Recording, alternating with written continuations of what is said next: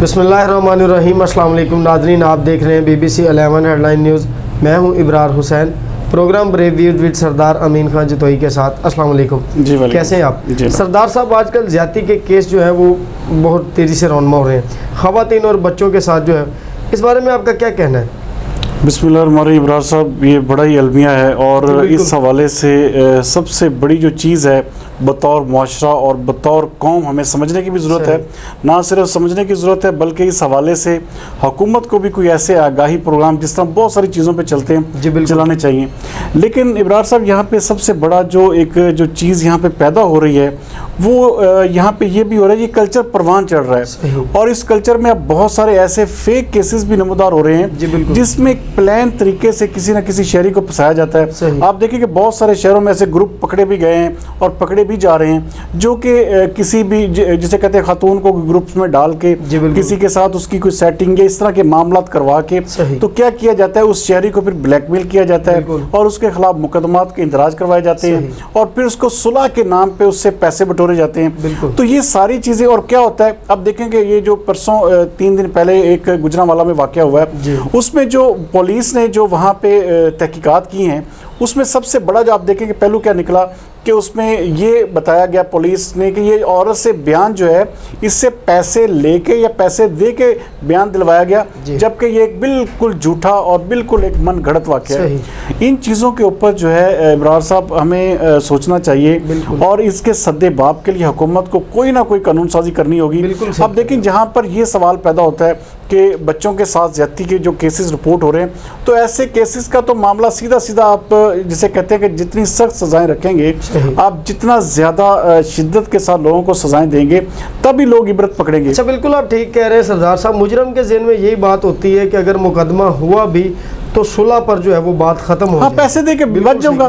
ये चीज़ें देखें इब्रार साहब, हमारे मुल्क में ये देखिए ये कल्चर होता है ना, ये जितना ज़्यादा ये परवान चढ़ता है, जितना ज़्यादा लोग इसको जिसे कहते हैं, फिर लोग क्या करते हैं, लोग ये करते हैं कि ज़्यादती करते हैं, उसके बाद पैसे दे देते हैं, पैसे दे के वो छूट जाते हैं। लेकिन सरदार साहब, इस वक्त इस कल्चर को ख़त्म करने की ज़रूरत है और नहीं, इसके हाँ जी, इसके लिए इंतहाई सख्त कानून साजी की ज़रूरत है। इस वक्त देखें, इमरान खान साहब की बड़ी मजबूत हुकूमत है और उनको चाहिए इस हवाले से इंतहाई सख्त किस्म के जिसे कहते हैं कि कानून लागू करें। कानून जो है, देखिए कानून साजी तो उन्होंने हुकूमत ने करनी है।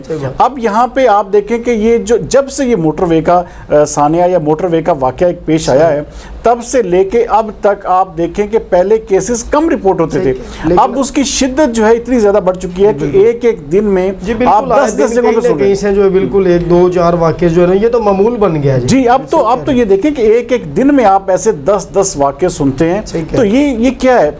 और इसमें आप ये देखिए कि इसमें 10 वाक़यात में से 6 वाक़यात ऐसे होते हैं जो कि आप देखें, आप कल का जो कराची का वाक़या है आप उसी को ले लें कि जी ये खबर फैल गई कि जी एक औरत को जो है ना ज़्यादती करके उसके बाद उसको गाड़ी से फेंक दिया गया, लेकिन जब पुलिस ने तहकीकात की तो उसका किस्सा ही उल्ट निकला। वो कोई सियासतदान जो मरहूम थे, उनके बेटे थे, पार्लियामेंटेरियंस थे सबका, और उनके बेटे के साथ वो मुकम्मल तौर पर रजामंदी के साथ वो लड़की जाती है और वहाँ पर उसको फिर वापसी पे एक वीगो गाड़ी से ड्रॉप किया जाता है। तो उसके बाद जो है ये खबर फैला दी जाती है कि जी ये औरत के साथ, लड़की के साथ ज्यादती हुई है।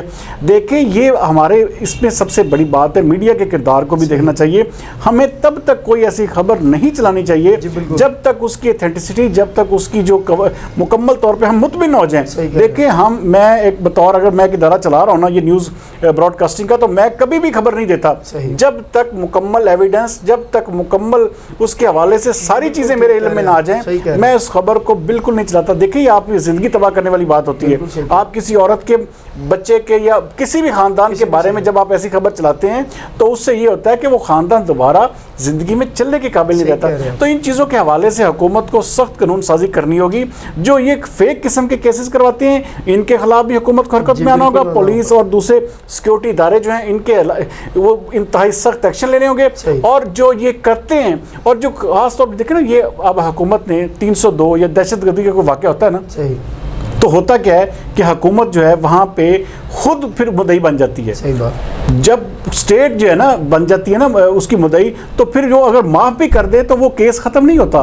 تو اسی طرح یہ جو ریپ کیسز ہیں اس کے حوالے سے حکومت کو چاہیے. اب یہ دیکھیں ہم نے سنا تھا کہ جی ریپ انویسٹیگیشن یونٹ جو ہر تھانے کی سطح پہ بن رہا ہے. اگر ہر تھانے کی سطح پہ ایک ریپ انویسٹیگیشن یونٹ بن رہا ہے تو اس کے لیے مکمل طور پہ اس کو لے کے چلنا چاہیے اور اس کو امپلیمنٹیشن فوری کریں, تاکہ یہ جو چیزیں روزانہ کی بنیاد پہ رونما ہو رہی, کیونکہ یہ روزانہ کیسز آتے ہیں, روزانہ ایسے بچوں کے ساتھ, روزانہ خواتین کے ساتھ. اور یہ جو اور دوسرا جو تیسرا جو پہلو اس وقت نکل رہا ہے وہ یہ ہے کہ ایسی خاتون کو یا ایسے لوگوں کو تیار کر کے ایسے گروہ جو ہے جان بوجھ کے کرواتے ہیں تاکہ اس کے بعد وہ ایک کسی نہ کسی کیس کا اندراج کروا کے لوگوں سے پیسے بٹور سکیں. تو یہ ساری چیزیں جو ہے اس سد باب کے لیے حکومت کو انتہائی سخت طریقے سے قانون سازی کرنی ہوگی تاکہ ایسے واقعات رک سکیں. ان واقعات نے تو 9 سربازوں کو بھی پیچھے چھوڑ دیا. بے شک ایسے صحیح کہہ رہے ہیں آپ. شکریہ سردار صاحب.